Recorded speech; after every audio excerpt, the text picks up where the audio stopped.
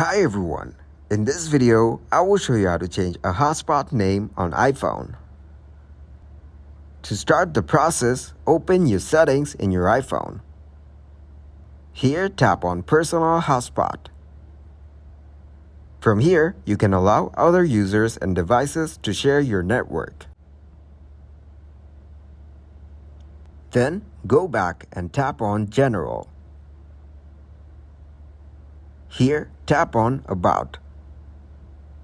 After that, tap on Name.